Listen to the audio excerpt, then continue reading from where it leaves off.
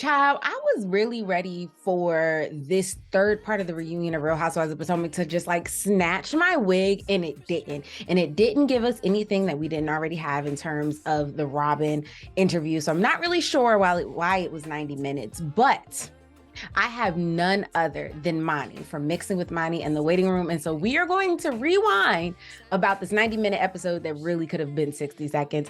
I'm Elle Murasaki, and this is the Real Housewives Rewind.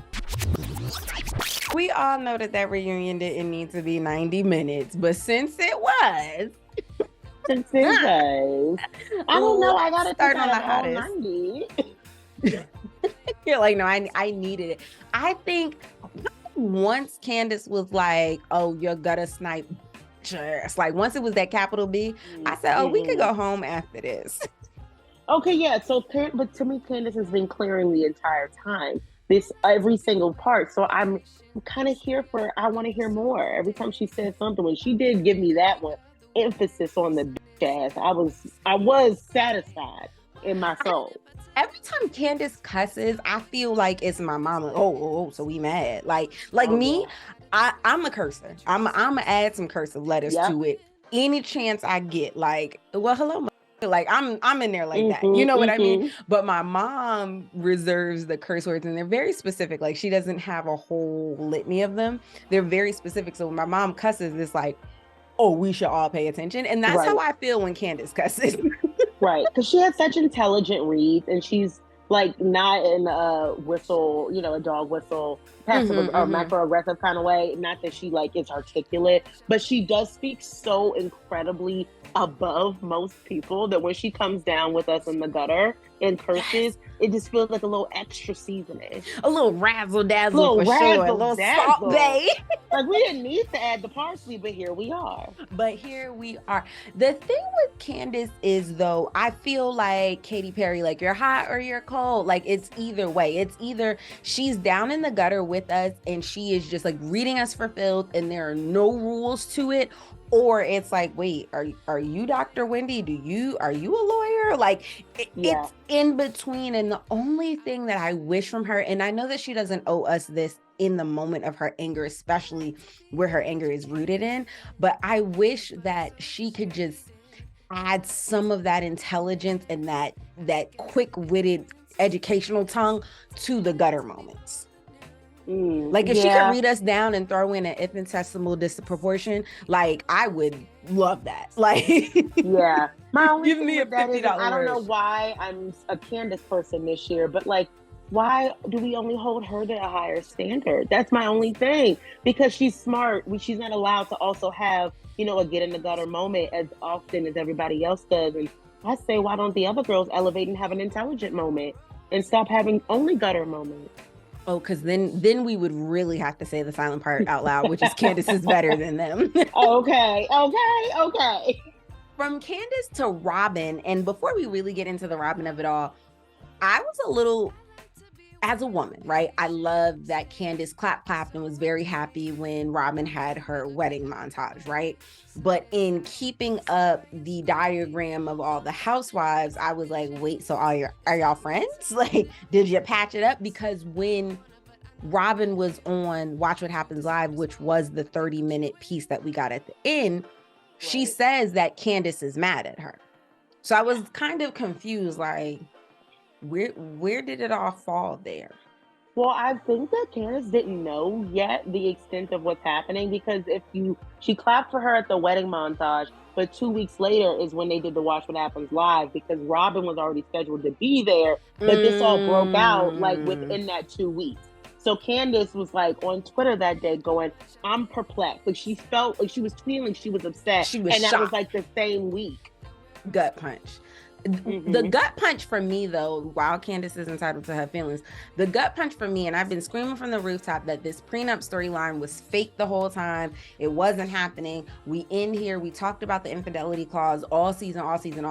And now at part 3, we find out that they didn't put it in there. Robyn specifically didn't want it in there because who knows, she might cheat later in the future.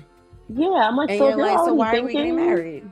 If you're already thinking that you don't want to get caught up later, then why don't you just not catch yourself up now? Just be free. If it's not broke, don't fix it. That's my thing. Like, if you're both thinking like married people, but you were living like single people and you like that and that was working for Right. 7 years, just keep doing that. Because Just it seems keep like you doing have a that. lot of reasons why you shouldn't get married, but not a lot of reasons why you should. No, I feel like the business is the only Oh, reason. no, I have a second reason. Oh, come on, second reason. Plausible deniability. She can't testify against her husband, and I feel like that is a timing thing. Like, I you got to think did. about it real Gossip Girl style. If they get married, she can't testify. She can't testify. However, she is allowed to testify on anything that happened outside of that marriage. So I believe the thing said that they got married August 24th, 2022. By then, the allegations had already happened. So she's off the hook from anything October 24th, whatever minute, second they got married forward. She has to answer from the 23rd backwards. Because that was my first question. My first thing, I was like, oh, she did this because of the trial. And then like once she don't want to testify against her husband. That's what I thought. Once I got on the Googles, I found out they can call you from they can say like, oh, this person alleged that this happened on August 18th, and that can stand because they weren't married on August 18th. So she has to answer that question. That money, that's the reason why they did it, and Robyn just don't know that. That's exact friend. That's exactly what I said. That's exactly what I said. Because this the same Robyn that came and put that JBL speaker up on that table, having not listened to the whole live when she was being clap bravoed in the live. And so I do have to ask you, since you're here, because this is something that I do on my page, Housewives and Chit Chat. JBL speaker, was it an eat or a flop? I don't know why. I think people are so like, oh my God, iconic, because it was Robyn and she finally like woke up from her nap.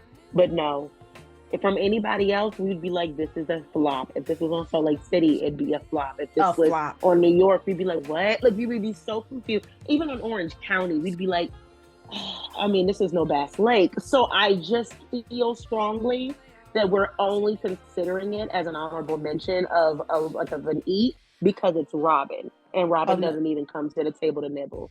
I was about to say, it wasn't even a nibble. Nobody even took a bite off that plate. We didn't taste the cornbread. We didn't dip our fork in the pot liquor. There was nothing happening over there that was even close to an eat. It was such. It was. But you know what is an eat? It's Andy bringing out the speaker and playing Candiace's song, so we know where he's sitting. Okay. In the tight Zoom when I think you're insecure. I was like, Patty in production, you better do it. I loved it. So we have a segment here called Scrolling Down the Timeline, wherein we just find the latest goings-ons, the things that kind of gag you on the internet, honey. And let me tell you something. I don't know what Katie Ross, formerly of Real Housewives of Potomac, was doing on Saturday night. But she was up there snatching our wigs. Okay, Katie has gotten on her Twitter to tell us that back in the day, her and Charisse had sexual relations and that she kept that secret so that Charisse could get her settlement. And Charisse told us on part 3 today that she did have a 50-50 prenup, so she walked away with half. Guess thank you, Katie. What do you feel about that? Where does that fall for you? It's giving a lot of what's her name, Brandy and Denise vibes. It's like, this is the one I would believe. That one was harder to sell. Now this one, for some reason, Katie has nothing to lose and really nothing to gain. There's really no guarantee that they're ever going to call her back. It's not even. Absolutely. She's not even a Brandy Glanville that comes in and out and like gets sprinkled in. They've really kind of cut ties and washed hands. So she's really just telling us the truth, just because she wants to tell us the truth, and I'm inclined to believe her. I am inclined to believe her, and I do feel like her tweets, because I'm the like, where did this come from, girl? So I had to scroll back down.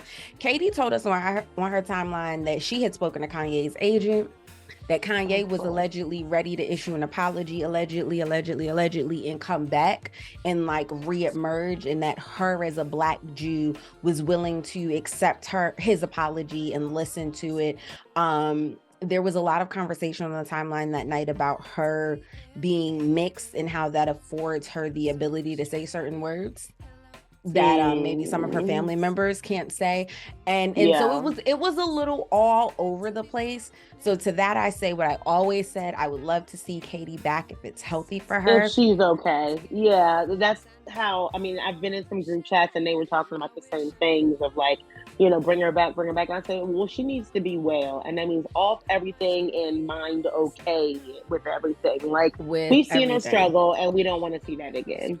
No, I'm even for bringing the sponsor to the filming days. Whatever is needed to maintain health and sobriety, because this show is just that, a show. And so we want the best for her and for like the Kim Richards of it all and everybody, but the people struggling with sobriety. If that is you, if that resonates with you, please reach out to a friend. There are hotlines. Like, you don't have to go through this alone, but know that you should only have to do the things that feel good to you and that help you show up in your best life. Yeah. Katie, we're talking to you too. Hello. Money, before we let you go, okay, and get back to the goings-ons of real life, I have to ask you a question that we ask everybody who comes to Rewind with us. Fire, keep, demote, Potomac ladies, whatever your standard is, whatever your scale is, you said it, and you can take us out with that. Fire, keep, demote. I would demote Robyn, fire Mia, keep Candiace, of course. She's the only one that I did not completely leave going. You didn't do your job. You didn't earn your check. She deserves some more check. I would demote Robyn. I wouldn't fire her because she needs to be taught a lesson, and that's better served in time out than it is like kicked out.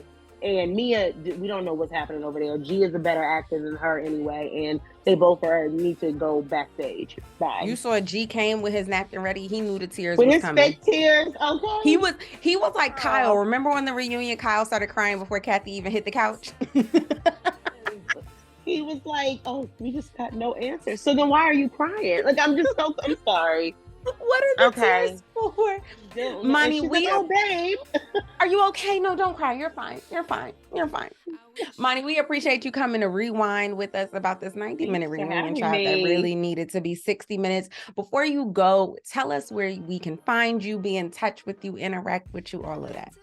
Yes, you can find me everywhere at Mixing with Money, MIXING WITHMANI.